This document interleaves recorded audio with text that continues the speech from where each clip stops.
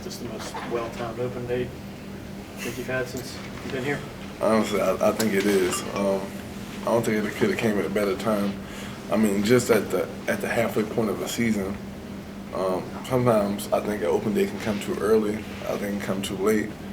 But, you know, in this case, it came right on time. So definitely great to have this time to, you know, get a lot of guys healthy, just to make sure we finish the second half of the season strong and, you know, just get us mentally prepared. So I don't think it could come at a better date, honestly.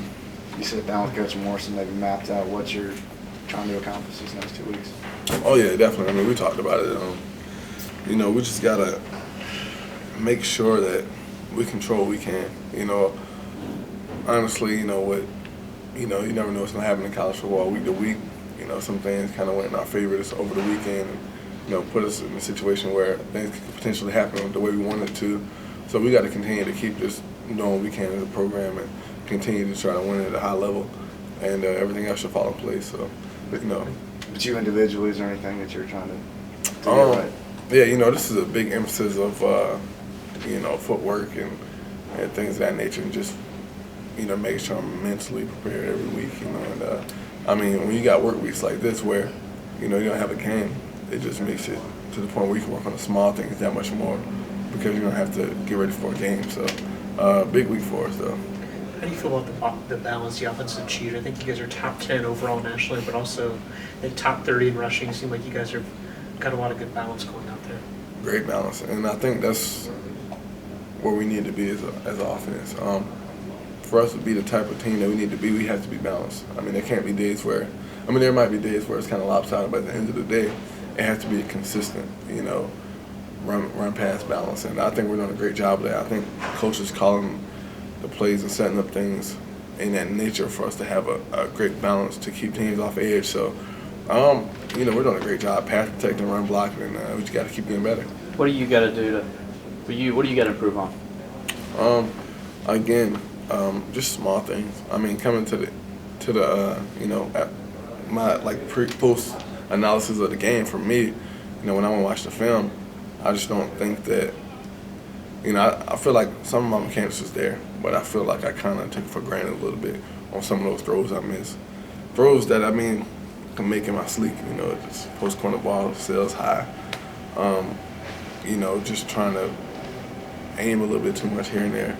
And, you know, simple things that you can correct. That's the best part about it. So it's the small things for me, definitely. Could you talk about Nuk Hopkins and how he's basically progressed as a player since coming to Clemson, and how that's pretty much affected your overall relationship with him in terms of like quarterback and receiver? You know, Nuk is one of those guys where, I mean, he gets better, you know, each year, each game. He just continuously improves, and I mean, that's what you got to be if you want to be an elite player. There's always room for improvement, but with a guy like him, you know, he just comes to work every day. It's consistent. He always wants to improve. Always wants to be his best and perform at a high level, and that's what he's been doing. Again, I don't think there's been a receiver performing like him in college football right now, not at the level he has been. So it's been fun working with him. You know, over the offseason, you know, we got a lot of work in, a lot of chemistry in, and it's paying off. You know, and he runs great routes. Really, a technical route runner. Gets great separation, explosive speed. So, I mean, total package and receiver. So it's been fun working with him. What do you have to do to get Sammy going? I think, I mean, we just got to keep, you know, for him, it's just, you know, keep playing. I mean, he's been out for a little bit, and I don't think it's anything like, I just think there's to the point where he just got to keep getting reps out there, and, you know, because he missed a couple games. So, I mean, honestly, he might have to catch up to some things of that nature, but I mean, it's still the same Sammy as it's been before, but, you know, we just got to keep working him in there. Did you get to watch any of Florida State's loss to NC State? I did. We actually, it was a pretty big group of us watching the game, you know, so it's kind of exciting a little bit. Did you find yourself Wolfpack fans there toward the end? Just a little bit, you know, just a little bit. Again, you know, I didn't know what to expect. Halftime, I remember watching half of it at the tailgate after the game, and I was like, oh, man. And then later that night, you know, as we weren't scoring, I was like, this game can get interesting. And Mike Glennon had a little pick, and I was like, and then next thing you know, things started going. It was a crazy game, honestly. So it was up and down. So it was fun watching though. What do you think about it as far as, maybe this improving Clemson's chances to go back to an ACC championship game? If Florida State loses again, you win out. I mean, we just have to continue to do what we can as a program and just continue to, be consistent and just do what we can control. But at the same time, I think, Coach always used this emphasis as people having the driver's seat. I think right now we're all in the back seat of the car. We got somebody else driving because all one-loss teams and that nature, and everybody's in the division race. But one of our objectives is to win a division, and of course we need some help with that, and we got to do what we need to do on our end. But it improves the chances definitely. How's your body feeling right now? Any nagging bruises from your more running style this year, more physical running style, or how do you feel? No, not at all. You're always gonna have some nicks here and there. You don't really feel it after the game, but when you wake up that next morning, you definitely get into it. So nothing that a cold tub won't help out. So other than that, I feel like I'm protecting myself pretty decently. My slides are kind of awkward a little bit. The guys still talk to me like you just fall down. So I was like, I don't know, man, I'm not a slide. So as good as DeAndre's been, do you think defense are still most concerned with Watkins and some of these two deep safety looks and trying to keep him in front of them and contained? Yeah, I think so. But it's kind of hard to. That's what the thing with me. I just feel like it puts a strain because, it's still Sammy. There's no difference of what he's played this year. The team's been doubling him a little bit, Have the corner on, have the safety spy on him, but again, you have to account for Nuk. So it kind of puts things in a bind. And then you got, before matched up on certain people. So it's kind of tough. So we got to continue to just keep improving and just taking what's there. That's one of the things that I don't feel like we're doing as much this year. Is just trying to force things. I just think we're letting the game come to us a little bit, and we just got to keep improving on that aspect.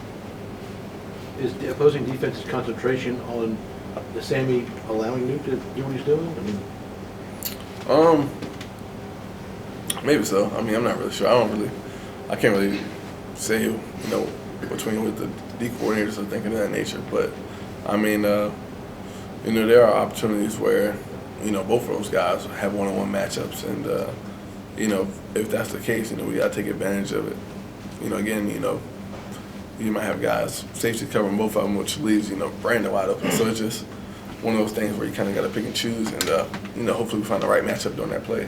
Do you sense any frustration on Sammy's part about not having more impact on the games? Or? No, not at all. Sammy's probably one of the most humble people that I know. A great team player, person.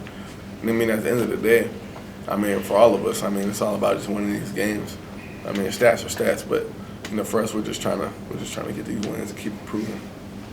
When you talk about mechanics, is it subtle footwork things or with your throws, Sam? It's like little things, like it's always just the smallest footwork details, like stepping in the pocket.